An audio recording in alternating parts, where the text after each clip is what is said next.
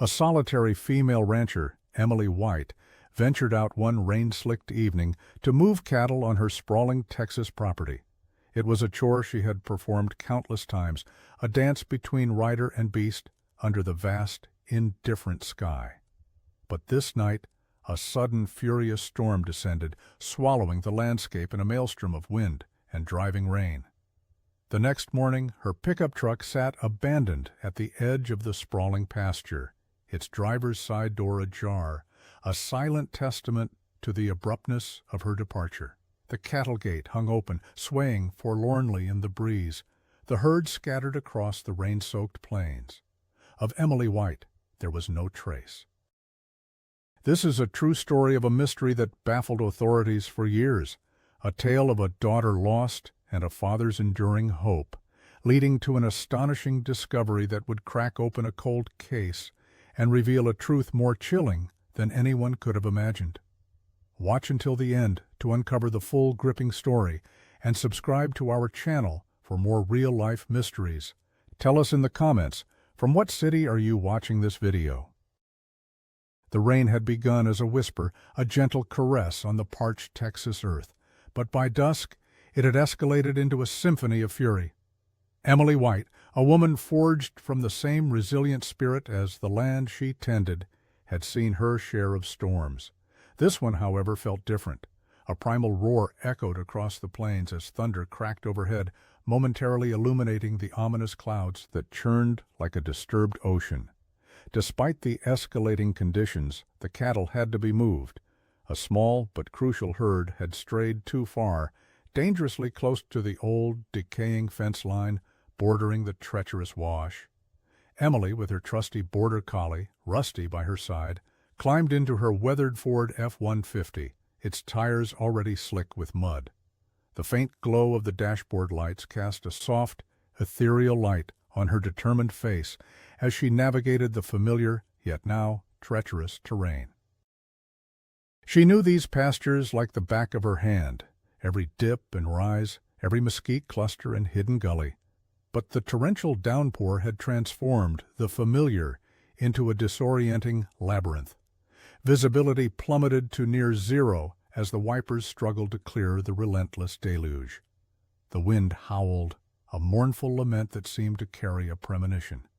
Hours later, as the storm finally began to abate, leaving behind a landscape transformed by churning mud and swollen creeks, a chilling realization dawned on her father, Tom White. Emily should have been home. A knot of icy dread began to tighten in his stomach. He tried her phone, but only the hollow ring of an unanswered call echoed in the silent farmhouse. By dawn, the last vestiges of the storm had receded, revealing a landscape bathed in an eerie, diffused light. Tom, his face etched with worry lines deepened by the long, sleepless night, drove his own pickup, tracing Emily's usual route. The sight that greeted him at the edge of the east pasture sent a jolt of pure terror through him. Emily's truck sat abandoned, its front tires sunk deep in the mud, a lonely sentinel against the vast, empty expanse. The driver's side door hung open, flapping gently in the nascent breeze, as if she had simply stepped out for a moment. But there was no sign of her. The gate to the far paddock, usually meticulously secured, was unlatched and wide open, the cattle gone, their tracks obliterated by the deluge. Only Rusty, shivering and mud-caked, huddled miserably inside the truck's cab, his eyes wide with an unspoken terror. The silence that followed was deafening, a void where the familiar sounds of ranch life should have been. It was as if the earth itself had swallowed his daughter whole. The initial days after Emily's disappearance blurred into a chaotic nightmare for Tom. The sheriff's department, initially responsive, launched a wide-scale search operation, deploying deputies, K-9 units, and even a small, privately owned helicopter that buzzed mournfully over the vast acreage. Neighbors, their faces etched with concern, organized volunteer search parties, fanning out across the rugged terrain, their voices calling Emily's name, their hopes dwindling with each passing hour. Tom himself, fueled by a frantic, desperate energy, joined every search, his eyes scanning every creek bed, every thicket of mesquite, every abandoned shack that dotted the expansive property. He barely slept, the image of Emily's abandoned truck haunting his waking hours and invading his brief, troubled dreams. The sun beat down relentlessly during the day, the heat adding to the oppressive weight of their anxiety, and the nights brought a chilling silence, broken only by the chirping of crickets and the distant howl of coyotes, sounds that now seemed imbued with a sinister quality.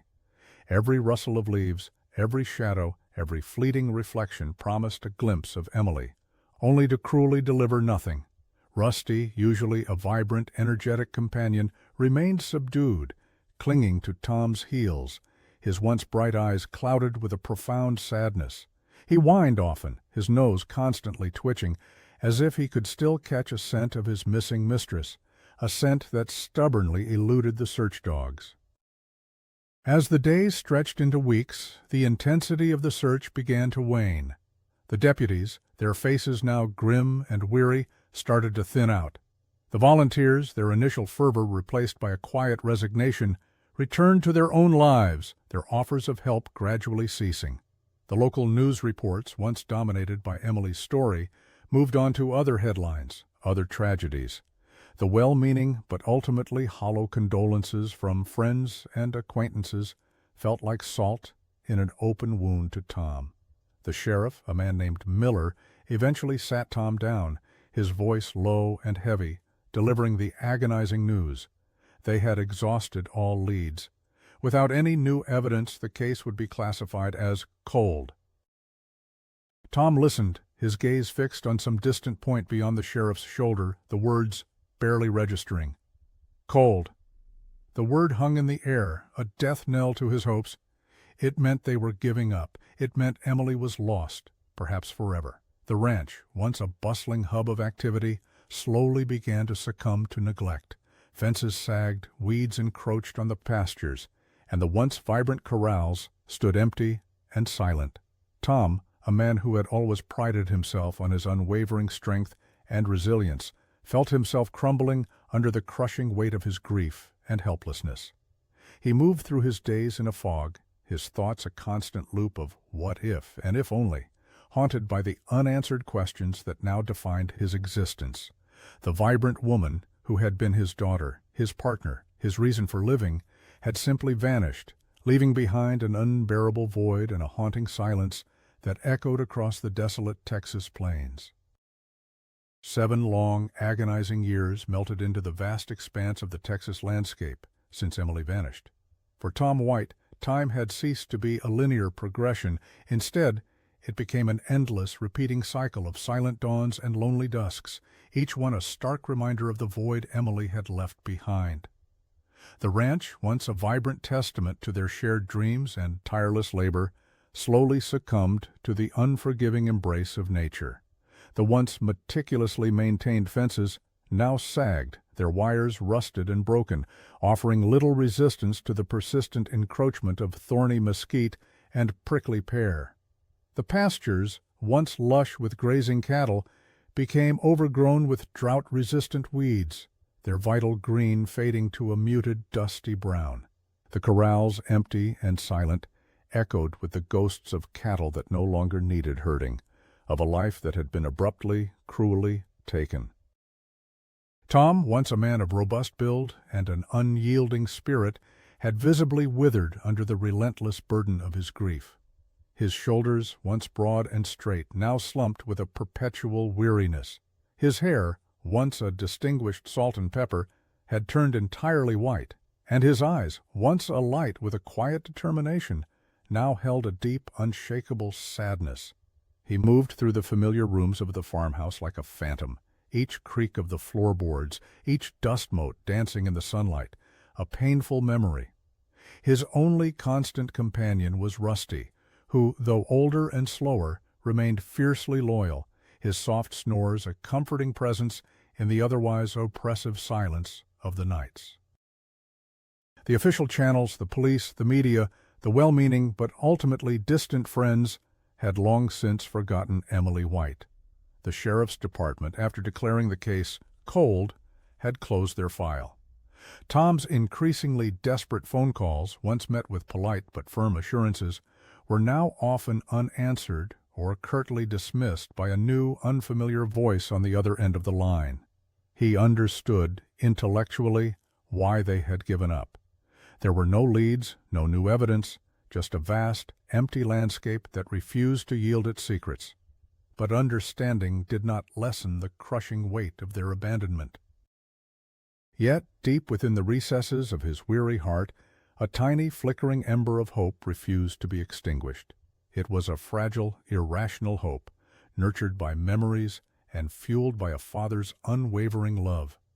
He found himself walking the property at odd hours, his gaze sweeping the horizon, his ears straining for a sound that would never come. He would sit for hours on the porch, staring out at the setting sun, picturing Emily's face, recalling her laugh, the way her eyes would crinkle when she smiled. He clung to these memories, these fleeting echoes of a life abruptly ended, as a drowning man clings to a spar. The ranch was now a monument to a missing daughter, a silent testament to a father's enduring sorrow, and a desolate reminder that, despite all the years, the truth remained buried, just like Emily herself. But the desert, vast and seemingly unchanging, held secrets that even time could not fully erase, waiting for an unexpected moment to reveal themselves.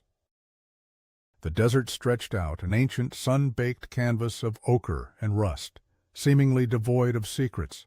For miles around, only the tenacious creosote bushes and the occasional saguaro cactus dared to interrupt the vast, unyielding expanse.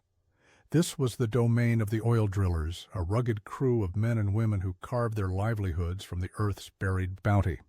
Their latest venture brought them to a particularly desolate corner, a forgotten stretch of land near the skeletal remains of an old, abandoned rock quarry, its jagged edges testament to long-ago extractions. The air shimmered with heat, a constant, oppressive presence that clung to every breath. The rhythmic hum of the drilling rig, a colossal skeletal structure of steel and cables, was the only sound that dared to challenge the profound silence of the wilderness. Under the harsh glare of the midday sun, the massive drill bit, a monstrous tooth of hardened steel, gnawed steadily at the bedrock, descending deeper and deeper into the earth's crust. Days had bled into weeks, each one bringing the crew closer to their anticipated payoff, the black gold that lay hidden beneath countless layers of rock and sediment. The lead driller, a grizzled veteran named Hank, his face perpetually etched with lines of sun and worry, monitored the gauges with a practiced eye. He had seen it all in his decades in the field. Dry holes, unexpected geological formations, even the occasional tremor. But what happened next was entirely unprecedented. A sharp, jarring tremor coursed through the rig, a metallic groan that resonated deep within the steel frame. Hank's eyes darted to the control panel. The drill's rotation, usually a smooth, relentless grind, faltered. The pressure readings spiked erratically, then dropped, a violent shudder running through the entire drill string. It wasn't the usual resistance of hard rock. This felt different. A distinct, unyielding impact against something unnatural, something that resonated with a dull, heavy thud. The crew, accustomed to the rig's various quirks and complaints, exchanged puzzled glances. This was not a typical rock strike. "She hit something," Hank muttered, his voice raspy, a note of bewilderment in his tone. He cut the power to the drill, the colossal machinery falling silent, leaving only the sound of their accelerated breathing and the distant buzz of desert insects. The sudden quiet was almost deafening after the continuous roar of the drill. A tense silence settled over the site as the crew tried to make sense of the anomaly. They ran diagnostics, checked the pressure lines, and peered down the dark maw of the borehole, but nothing seemed amiss on the surface. Yet the distinct metallic clang, felt rather than heard, persisted in their collective memory. They decided to pull up the drill string, a painstaking process that took hours under the relentless sun. As the sections of pipe emerged, coated in a slurry of mud and rock, there was no immediate explanation for the impact. But then, as the very tip of the drill bit surfaced, a collective gasp went through the crew. Embedded deep within the hardened steel, scoring its surface with an unusual precision, were fragments of something dark, angular, and unmistakably metallic. It wasn't rock, nor was it a natural mineral deposit. It looked like a mangled piece of engineered material, far too robust to be a forgotten piece of their own equipment. Hank carefully scraped away the mud and sediment from one of the embedded fragments. What he saw sent a shiver down his spine, despite the scorching heat. It was a piece of what appeared to be dark green, chipped paint, adhered to a corroded, twisted chunk of what looked like vehicle chassis. A grim realization slowly dawned on him. They hadn't struck an underground mineral vein, nor had they encountered some bizarre geological anomaly. They had hit something man-made, something that shouldn't have been buried miles from any road, deep beneath the desolate desert floor, near an old, abandoned quarry that had been closed for decades. The discovery sent a ripple of unease through the seasoned crew, and Hank knew, with a certainty that chilled him to the bone, that this was no ordinary drilling incident. This was something far more significant, something that demanded immediate attention beyond their usual protocol. He made the call, his voice tight with an unspoken premonition, to the local authorities, reporting an unusual strike that felt less like a discovery and more like an awakening of a long-buried secret. The sun continued its slow descent, casting long, eerie shadows across the silent rig, but the desert's quiet vastness now seemed to hum with a newfound unsettling significance. The call Hank had made to the local sheriff's office had been terse, deliberately vague, simply stating an unusual industrial incident. But the unusual nature of the discovery, the unsettling metallic fragments embedded in the drill bit, had resonated deeply within him, stirring a primal unease. He had insisted on the presence of state authorities, a request that, surprisingly, was met with little resistance. Within hours, the desolate drilling site, usually a hive of specialized activity, transformed into a bustling scene of official scrutiny. Flashing lights from unmarked state police vehicles painted the desert floor with stark, pulsing colors as forensics teams, their faces grim and focused, meticulously cordoned off the area. The air, already thick with the scent of dust and heat, now carried a faint metallic tang, a subtle reminder of the secret that had been violently unearthed. Leading the state investigation was Detective Anya Sharma, a sharp, unyielding woman with an uncanny ability to read between the lines of human behavior and a reputation for closing cold cases that had long baffled local authorities. Her eyes, intelligent and piercing, took in the scene with a practiced, almost detached efficiency. She first spoke with Hank, listening intently to his detailed account of the drill strike, her gaze never leaving his face as he recounted the jarring impact and the subsequent chilling discovery of the metallic fragments. She examined the pieces Hank had carefully preserved, turning them over in her gloved hand, her brow furrowed in concentration. The dark green paint, faded but still discernible, caught her attention. It was a familiar color, one she had seen on older, utilitarian vehicles, often found on ranches. As the heavy machinery of the drilling rig slowly began the arduous process of enlarging the borehole, transforming it into a wider excavation, the true scale of the discovery began to emerge. Hours of painstaking work directed by Sharma and her team revealed more fragments, larger and more defined. The anticipation at the site was palpable, a heavy cloak of silence interspersed with the grunt of machinery and the hushed commands of the forensic officers. Finally, as the sun began its slow descent, painting the western sky in hues of fiery orange and deep violet, the first undeniable shapes began to materialize from the churned earth. It was undeniably a vehicle, twisted, crushed, and corroded by years of subterranean burial, but unmistakably the skeletal remains of a pickup truck. The sight sent a collective gasp through the assembled crew and officers.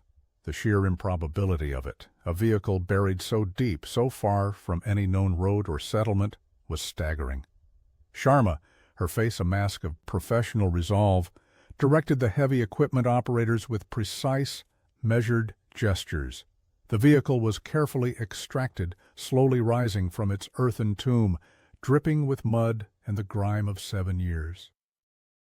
As the mangled wreck finally rested on solid ground, an almost reverent silence fell over the site.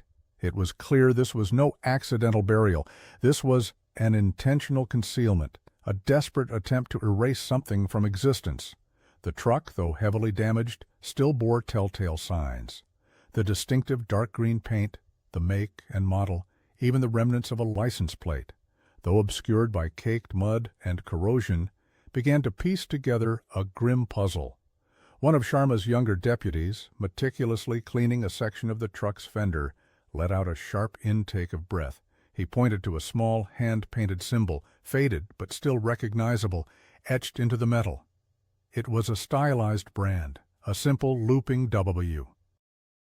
Sharma's eyes narrowed. The W brand, a flicker of recognition, a forgotten piece of information, stirred in the depths of her memory. She quickly radioed her office, requesting a cross-reference of missing persons reports, specifically those involving vehicles, from the surrounding counties dating back roughly 7 to 10 years.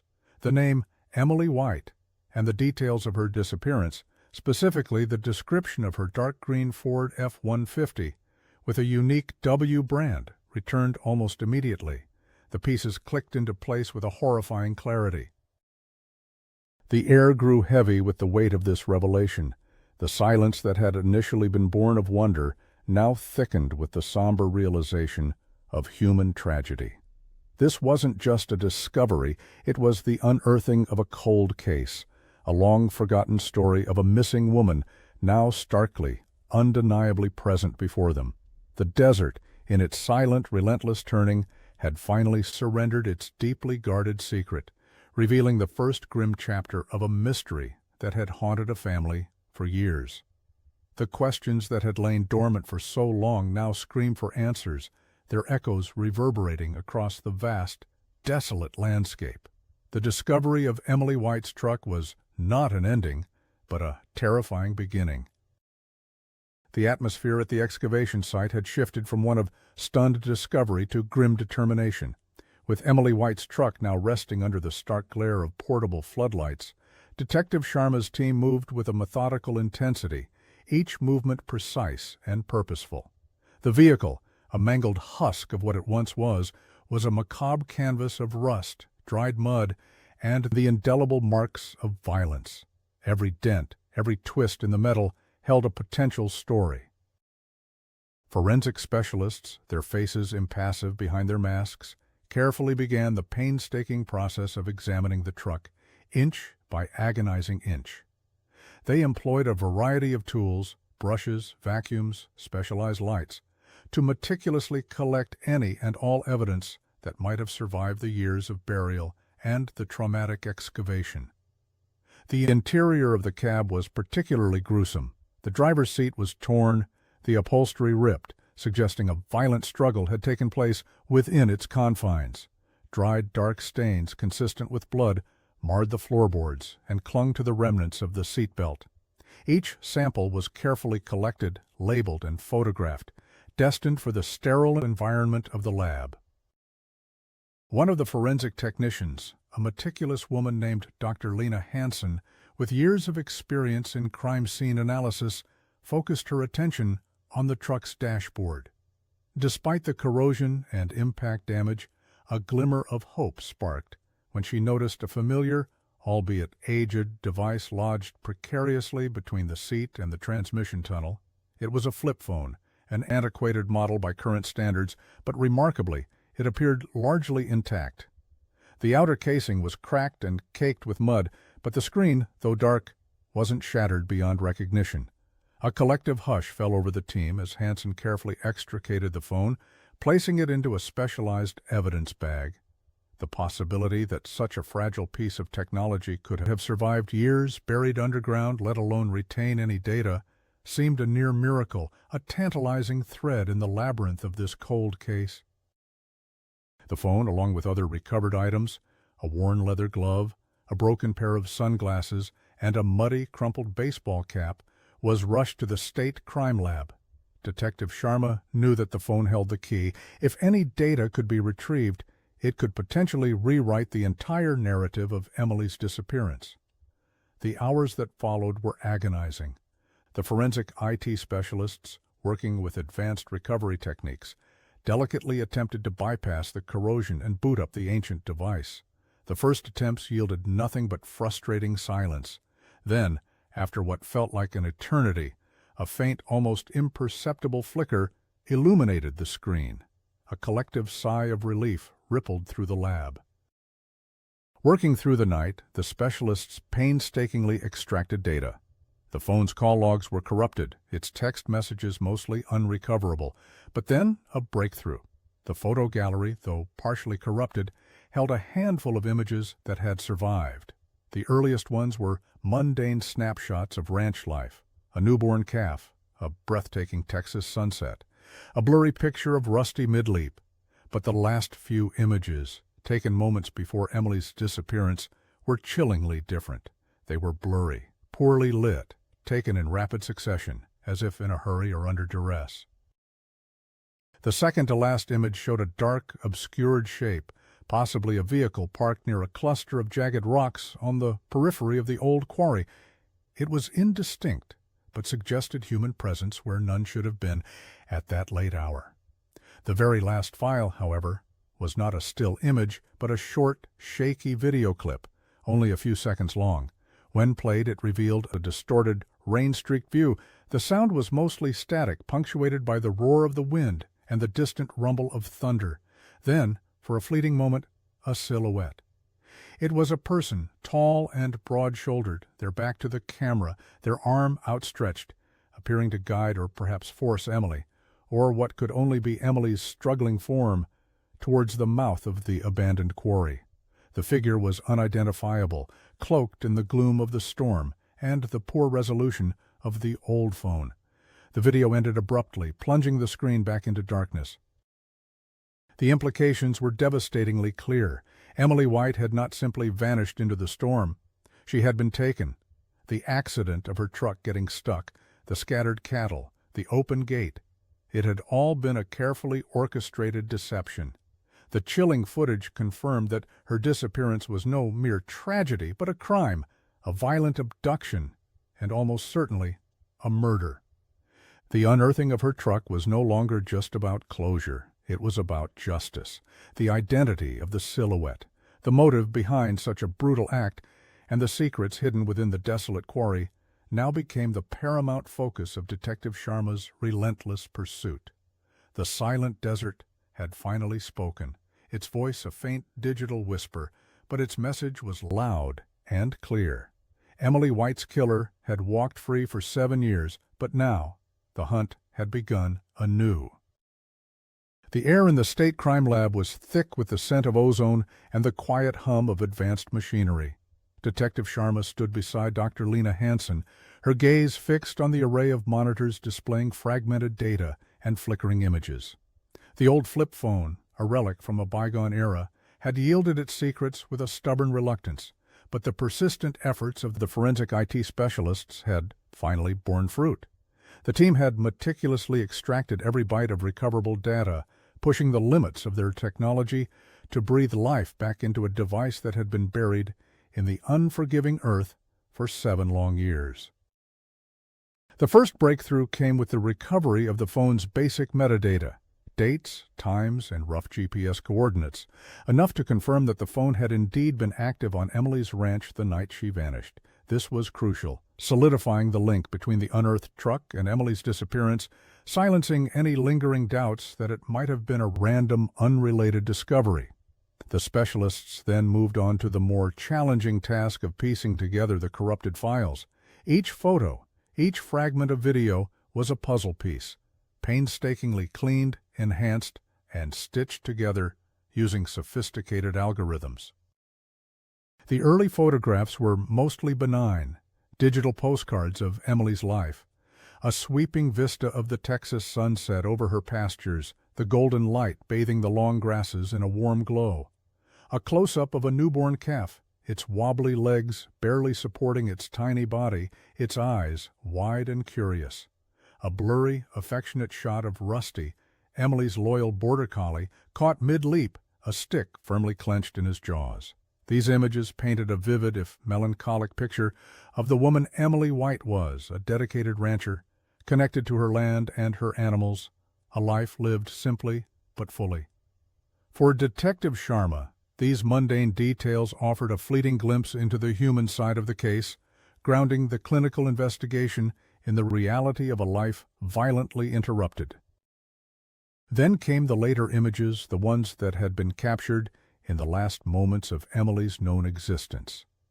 These were different. They were jarringly distorted, a chaotic blur of motion and shadow, as if taken in haste or under duress.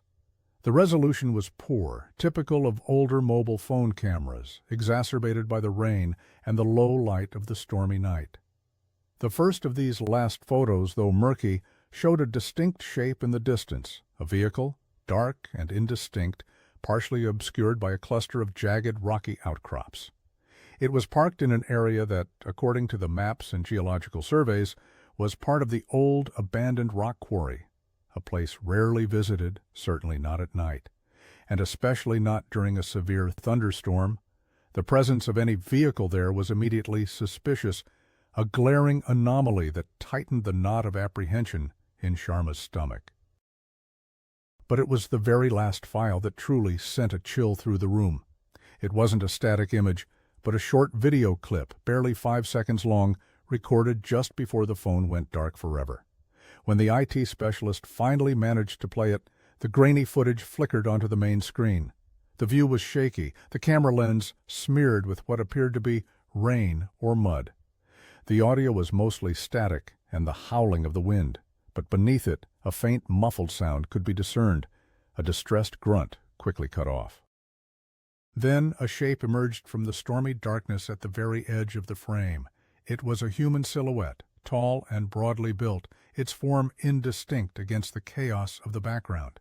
The figure moved quickly, almost forcefully, its arms seemingly extended, guiding, or perhaps pushing, another smaller figure towards the dark, yawning mouth of the abandoned quarry. The second figure, though even more obscured, appeared to be struggling, a brief, desperate flail of movement before it was lost to the oppressive shadows. The video ended abruptly, plunging the screen back into an eerie blackness, leaving the unspoken questions hanging heavy in the air. The implications of this brief, chilling video were profound and undeniable. Emily White's disappearance was not an accident, not a random act of nature, but a deliberate, violent abduction. The image of the unidentified silhouette, compelling Emily towards the desolate quarry, painted a grim picture of her final moments. It was a calculated act of violence, committed by someone who clearly knew the remote landscape and sought to use its isolation as a cloak for their heinous crime. The abandoned quarry, once a place of mundane industrial extraction, now stood revealed as a probable grave, a silent witness to a terrible secret. Detective Sharma's jaw tightened. The 7 years of silence, the cold case designation, suddenly evaporated. The phone, against all odds, had provided the irrefutable evidence they needed. The hunt for Emily White's killer, dormant for so long, had been reignited with an intensity fueled by this shocking visual proof. The grainy silhouette, though anonymous for now, represented a tangible lead, a clear direction for their investigation.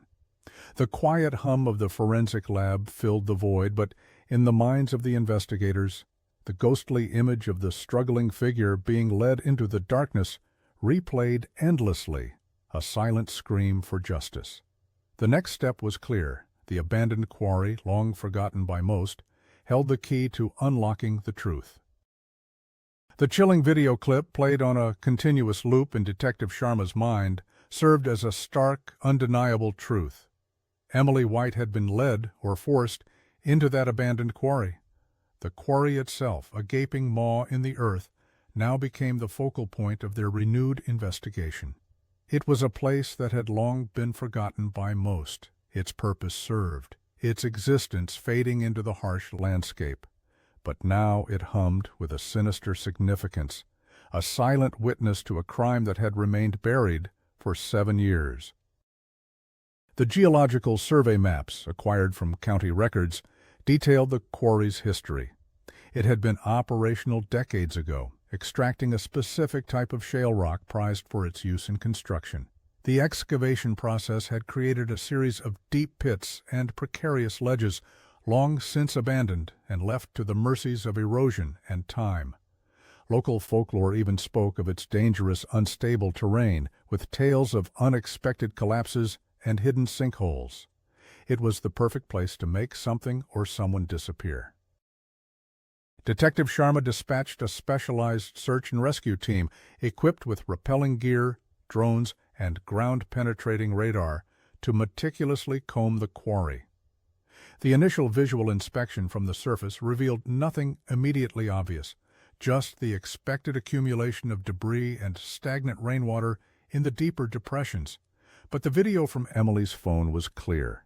The silhouette had led her towards a specific, darker section of the quarry, near what appeared to be an old access road that spiraled down into its depths. As the search team descended into the quarry, a sense of foreboding settled over the site.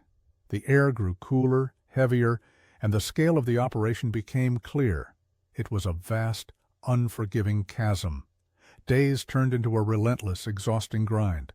The ground-penetrating radar scanned the subsurface, searching for anomalies, disturbed earth, or anything that might suggest a grave. Drones equipped with thermal imaging flew overhead, mapping the terrain and searching for any heat signatures, however faint. Meanwhile, back at headquarters, Sharma dug deeper into the quarry's history, the permits, the operational dates, the names of the companies involved, all meticulously reviewed. One name in particular repeatedly surfaced: Desert Rock Holdings, a company that had operated the quarry for its last 5 years before its closure. Its owner was a man named Arthur Vance, a prominent figure in the regional construction industry. Vance had a reputation for being ruthless in business, known for his aggressive tactics and his ability to sidestep regulations. He had also, curiously, served on various local and state committees, accumulating significant political influence over the years. His company had officially ceased operations at the quarry just a few months after Emily's disappearance, citing unforeseen geological challenges. This timing, now viewed through the lens of Emily's abduction, was incredibly suspicious. Further investigation into Desert Rock Holdings revealed a pattern of questionable practices. Rumors of illegal waste dumping, undeclared mineral extraction, and labor law violations had circulated for years, but nothing concrete had ever been proven. Vance, with his connections and legal teams, had always managed to evade serious scrutiny. Sharma began to connect the dots. If Vance's company was engaging in illicit activities at the quarry, Emily, a rancher who knew the land intimately, could have stumbled upon them. Her cattle may have wandered too close, or she might have simply taken a shortcut through the area during the storm. Being a witness to such operations, especially if they involved significant illegal profits, would have made her an immediate and dangerous liability. The theory began to solidify. Emily hadn't just been a random victim, she was likely a witness, silenced to protect a lucrative, illicit enterprise. The silhouette in the video, though still unidentified, likely belonged to someone connected to Arthur Vance and his operation. The quarry, then, wasn't just a convenient disposal site. It was the scene of the crime, and the motive was rooted in greed and the desperate need for concealment. The search within the quarry continued, grueling and relentless. The hope of finding Emily alive had long since faded, replaced by the grim determination to find her remains, to bring her home to her father, and to finally uncover the full truth of what happened that stormy night 7 years ago. The barren desert, once a symbol of the case's hopeless stagnation, was now revealing its long-held secrets, one agonizing piece at a time, pointing an accusing finger directly at those who had believed their crimes buried and forgotten beneath the earth. The weight of the impending revelation pressed down on everyone at the quarry, a heavy silence pregnant with the promise of justice. The revelations from the quarry and Emily's phone had shattered the long-held silence surrounding her disappearance, replacing it with a clamor of grim possibilities. Detective Sharma, her intuition honed by years of navigating the labyrinthine corridors of crime, knew that the key to unlocking Emily's fate lay buried not just in the earth, but in the intricate web of Arthur Vance's operations. The timeline was simply too coincidental. Emily's vanishing, followed by Desert Rock Holdings ceasing operations at the quarry just months later, all under the guise of unforeseen geological challenges. This phrase now echoed with a chilling, thinly veiled deception. Sharma's team, invigorated by the new leads, delved deeper into Vance's past and present dealings. They meticulously cross-referenced his business permits, financial records, and even his personal contacts. What they uncovered was a disturbing pattern of a man who operated on the fringes of legality, driven by an insatiable hunger for profit and power. Arthur Vance, a charismatic and outwardly respectable figure in the community, maintained a facade of legitimate business, but beneath it lay a murky world of questionable ethics and outright illicit activities. His construction empire, seemingly built on solid foundations, had a history of cutting corners. Reports of using substandard materials, bribing zoning officials, and exploiting undocumented labor began to surface. These were difficult to prove definitively, often disappearing into a bureaucratic maze of shell corporations and hidden transactions. But the sheer volume of such whispers, consistently pointing towards Vance, painted a troubling picture. The focus, however, remained on the quarry. Sharma's team intensified their inquiries into Desert Rock Holdings' activities there. They interviewed former employees, many of whom were initially hesitant to speak, their faces etched with fear.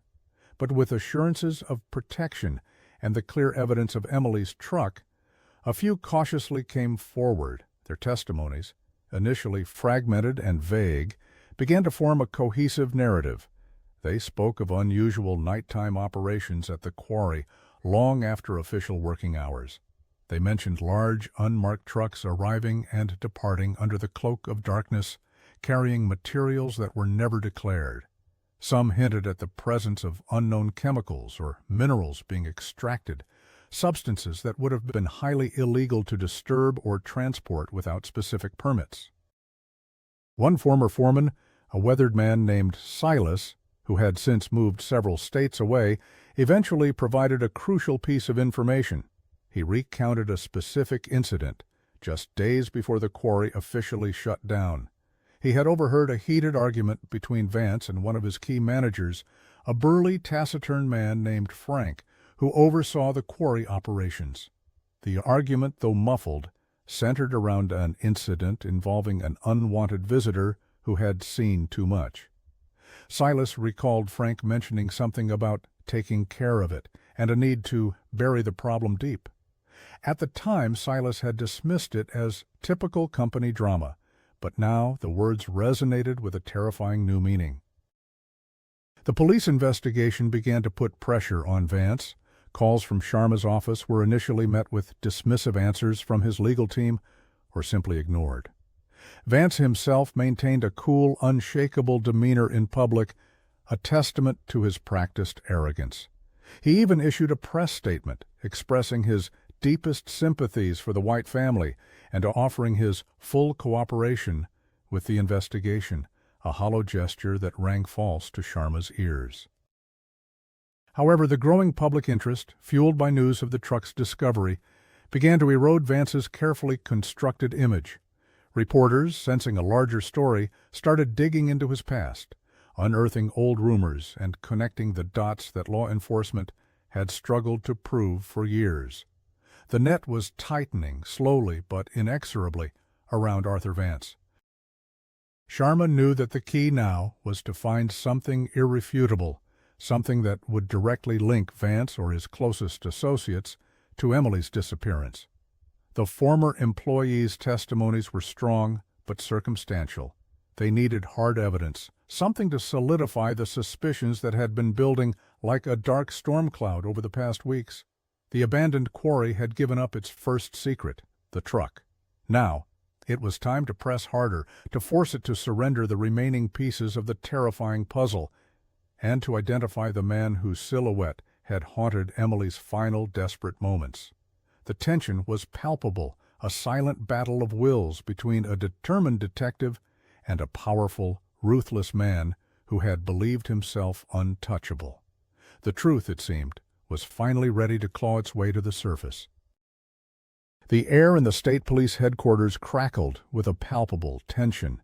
Detective Sharma, her gaze unwavering, faced Arthur Vance across the sterile, unforgiving expanse of an interrogation room table.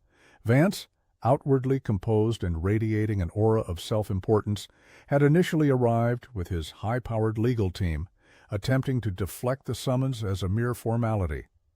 But Sharma, through subtle shifts in her demeanor and the strategic placement of carefully selected evidence photos, including the chilling, grainy image from Emily's phone, had managed to maneuver him into a one-on-one confrontation. His lawyers remained in an adjacent room, fuming, but unable to directly intervene. Vance began with practiced indignation, protesting his innocence, decrying the ridiculous accusations, and attempting to paint himself as a pillar of the community, a victim of baseless rumors. His voice, smooth and resonant, was accustomed to commanding attention, to swaying opinions. He spoke of his deep respect for law enforcement and his heartfelt sympathy for the White family, words that felt utterly hollow in the cold, stark room.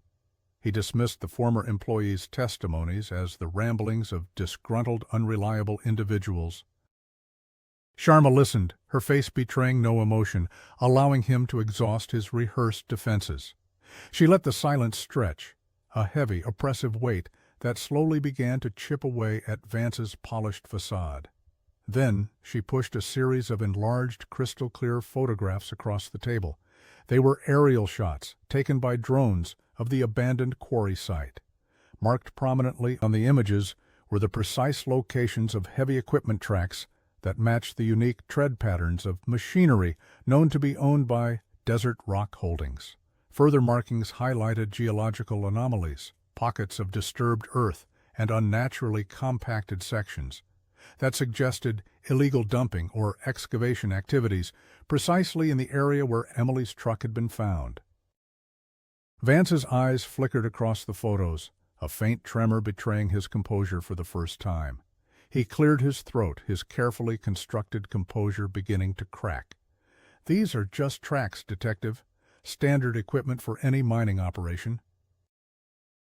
"They are your tracks, Mr. Vance," Sharma countered, her voice low and steady, "at a site your company officially abandoned months before. And these anomalies indicate far more than just standard operations. Our geological experts confirm it. You were doing something highly illegal in that quarry." She then played the short video clip from Emily's phone on a tablet, placing it directly in front of him. The grainy footage, the silhouette, the desperate struggle. It played out in agonizing silence. Vance watched it, his face growing ashen. The practiced bluster finally deserted him. He looked away, his gaze fixed on a distant point, unable to meet Sharma's unflinching stare. "That's just a shadow, Detective," he mumbled, his voice now devoid of its former confidence. "Could be anyone." "It's a shadow, Mr. Vance," Sharma said, leaning forward slightly, her voice a steel-edged whisper. "That matches the build of your key manager, Frank Jenkins, a man known for his loyalty and for handling your unpleasant tasks. A man who, coincidentally, disappeared shortly after the quarry ceased operations, never to be seen again." She didn't mention that they hadn't yet found Frank Jenkins, a detail she kept carefully to herself. It was a gamble, a psychological ploy, but one she felt confident taking. Vance's eyes widened, a flicker of genuine fear passing through them. The mention of Jenkins had clearly struck a nerve. "We have former employees, Mr. Vance," Sharma continued, pressing her advantage, "who are now willing to testify about your illegal activities at the quarry. They've spoken of late-night operations, undocumented materials, and specifically of an incident involving an unwanted visitor who saw too much." Sounds eerily similar to the last moments of Emily White's life, doesn't it? Vance remained silent, his gaze now fixed on the table, his fingers drumming a nervous rhythm. His carefully constructed world of impunity was crumbling around him. The evidence, though still largely circumstantial, was mounting, forming an increasingly undeniable picture. The pressure in the room became unbearable. He knew he was trapped. The desert, his silent accomplice for so long, had finally betrayed him. The long-hidden truth of Emily White's last moments was poised to break free, and Arthur Vance, the powerful, untouchable businessman, was about to be exposed. The silence stretched again, pregnant with the weight of an impending confession, the culmination of 7 years of unanswered questions. The silence in the interrogation room stretched, taut and suffocating, after Detective Sharma uttered the name Frank Jenkins. Arthur Vance, stripped of his usual composure, fidgeted in his seat, his gaze darting around the room as if searching for an escape that didn't exist. The air conditioning hummed, a monotonous drone that only amplified the deafening quiet. He swallowed hard, his throat seemingly constricted, the smooth, commanding voice he usually employed now reduced to a dry, rasping sound. Sharma watched him patiently, relentlessly. She knew this was the pivotal moment, the precipice between sustained denial and the crushing weight of truth. Every telltale sign of a cornered man was present, the nervous twitch in his left eye, the subtle tremor in his hands, the way he avoided her piercing gaze. The carefully constructed edifice of his public persona, built on years of calculated deception, was finally crumbling under the relentless pressure of irrefutable evidence and the spectral presence of a buried secret. Finally, a guttural sound escaped his lips, a mixture of a sigh and a defeated groan. He ran a trembling hand over his face, as if trying to wipe away the last vestiges of his bravado. When he spoke, his voice was barely a whisper, a stark contrast to his usual booming tone. It wasn't supposed to happen like that. Sharma remained silent, allowing the confession to flow, uninterrupted. She simply nodded, a subtle encouragement for him to continue, to unburden himself of the dark secret he had carried for so long. Vance began, his words halting and fragmented at first, then gaining a grim momentum as the dam of his carefully constructed lies finally burst. He spoke of the illegal mineral extraction operation at the quarry. It was a lucrative venture, a source of undeclared income that far surpassed the profits from his legitimate construction business. They were extracting rare earth minerals, highly valuable but requiring specific permits and environmental regulations he had no intention of obtaining or adhering to. Frank Jenkins, his loyal but brutish manager, oversaw the illicit night shifts.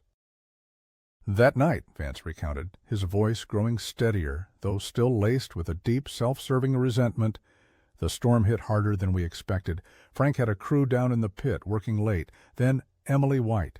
She was always out there, moving her damn cattle. Her herd wandered too close to our access road. She must have seen the lights or heard the equipment. She drove right up on us.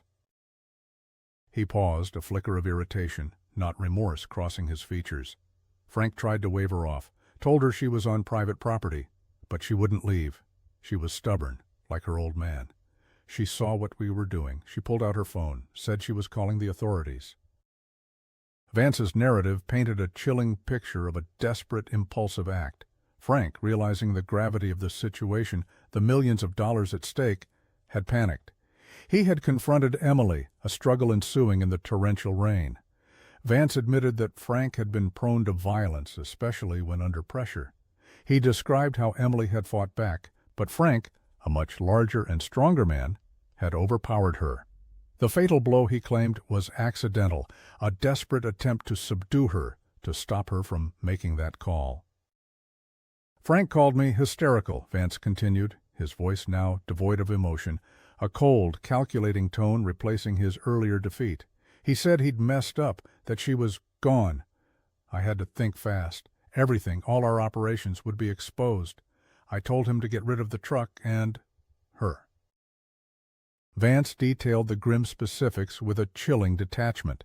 They had used the quarry's heavy equipment to push Emily's truck, with her body inside, into one of the deepest, most unstable pits in the abandoned quarry. The storm, with its heavy rains and the subsequent mudslides, had been an unexpected accomplice, burying the truck even deeper, making detection virtually impossible. They then covered the area with a fresh layer of rock and debris from their illegal excavation, hoping to erase all traces of the crime. Frank Jenkins, the direct perpetrator, had disappeared shortly thereafter. Vance claimed he had simply fled, fearing capture, though a subtle shift in his eyes suggested a more sinister, pre-planned arrangement for Jenkins's ultimate silence. The confession concluded not with remorse, but with a chilling self-preservation. Vance had meticulously orchestrated the cover-up, confident that the desolate quarry would keep his dark secret forever. He believed his power, his wealth, and the sheer remoteness of the crime scene would shield him from justice. He had underestimated the tenacity of a grieving father, the relentless pursuit of a dedicated detective, and the silent, patient hand of the desert itself, which, after 7 long years, had finally decided to yield its truth. The truth of Emily White's last moments was now laid bare, a brutal and tragic testament to greed and desperation, culminating in a violent act that had finally been brought into the light. The confession, extracted piece by agonizing piece from Arthur Vance, sent shockwaves not only through the state police department, but also reverberated throughout the community that had long held him in high esteem. His carefully cultivated image as a respectable businessman and pillar of society crumbled, revealing the rotten core of greed and violence that lay beneath. The details of Emily White's last moments, brutally relayed by her killer's accomplice, painted a harrowing picture of her desperate struggle against an unseen terror. The community reeled from the betrayal, grappling with the stark reality that such a monstrous act could have been committed by someone so deeply entrenched in their midst. With Vance's confession, the focus shifted rapidly. The state police, now armed with a clear narrative and the location of Emily's remains, launched an even more intensive operation at the quarry. The area Vance had described was meticulously excavated, and after days of painstaking work, Emily White's remains were finally recovered. The discovery brought a profound, if melancholic, closure to Tom White, her grieving father. 7 years of agonizing uncertainty, of haunted hopes and whispered prayers, finally culminated in the grim reality of her return. The raw grief, which had been simmering beneath the surface for so long, erupted anew, but it was now coupled with the bitter satisfaction of knowing the truth. Arthur Vance was formally charged with abduction, murder, and a litany of other crimes related to his illegal quarry operations. The evidence against him was overwhelming, his own confession corroborated by the forensic evidence from Emily's truck, the geological surveys of the quarry, and the powerful, though chilling, video from Emily's phone. The testimonies of his former employees, now willing to speak openly under the protection of the state, further solidified the case. The trial was swift, a relentless presentation of the dark truth that Vance had so desperately tried to bury. His once smooth voice, so accustomed to persuasion, now faltered under cross-examination, his lies exposed for all to see. The revelation of Frank Jenkins's role as the direct perpetrator of Emily's death also led to a renewed, intensified manhunt for the missing manager. Sharma suspected that Vance had not simply let Jenkins flee, but had likely arranged for his permanent disappearance to ensure his silence. The investigation into Jenkins's whereabouts became a new priority, a grim epilogue to Emily's story, as law enforcement agencies across the country were alerted. The belief was that Vance, in his ruthless quest for self-preservation, would not have left such a loose end to potentially unravel his carefully constructed web of deceit. For Tom White, the ensuing trial was a crucible of pain and vindication. He sat in the courtroom every day, his gaunt face a testament to his enduring suffering, but his eyes now held a steely resolve. He listened to the brutal details of his daughter's final moments, enduring the agony for the sake of justice. When the verdict was finally read, guilty on all counts, A collective sigh of relief, mingled with profound sadness, rippled through the courtroom. Vance was sentenced to life in prison, a just punishment for his heinous crimes. The community, once gripped by fear and suspicion, slowly began to heal. The scandal surrounding Vance forced a re-examination of local political and business ties, leading to several other arrests and a much-needed cleansing of corrupt practices. The ranch, once a symbol of Tom's loss, slowly began to transform. With the burden of uncertainty lifted, he found a quiet strength he hadn't known he possessed. He started to repair the fences, clear the overgrown pastures, and tend to the land with a renewed purpose. It was not about forgetting Emily, but about honoring her memory, about preserving the life she loved. Rusty, now truly an old dog, often lay by Tom's feet as he worked, a silent, comforting presence. Emily White's story became a powerful reminder of the hidden darkness that can lurk beneath seemingly ordinary lives, and of the relentless pursuit of justice that can, eventually, bring even the most deeply buried secrets to light. The vast Texas desert, which had for so long held its grim secret, had finally revealed its truth, allowing Emily at long last to find her peaceful resting place, and her father to find a measure of peace in the quiet, enduring rhythm of the land they both loved. The dust from the trial eventually settled, leaving behind a quiet that was both a relief and a new challenge for Tom White. Arthur Vance was gone, confined to the sterile walls of a maximum security prison, his power and influence reduced to nothing more than a bitter memory. The media frenzy had subsided, the news crews packing up their cameras and moving on to the next dramatic story. The silence that now enveloped the White Ranch was no longer the oppressive, suffocating silence of unanswered questions, but a softer, more reflective one, imbued with the echoes of remembrance and the promise of a quiet future. Tom found a new rhythm to his days. The heavy weight of uncertainty, the torment of what-if scenarios that had plagued his every waking moment for 7 years, had finally lifted. This liberation, however, did not equate to a magical disappearance of his grief. The pain of losing Emily, of her final terrifying moments, remained a deep, unhealing wound.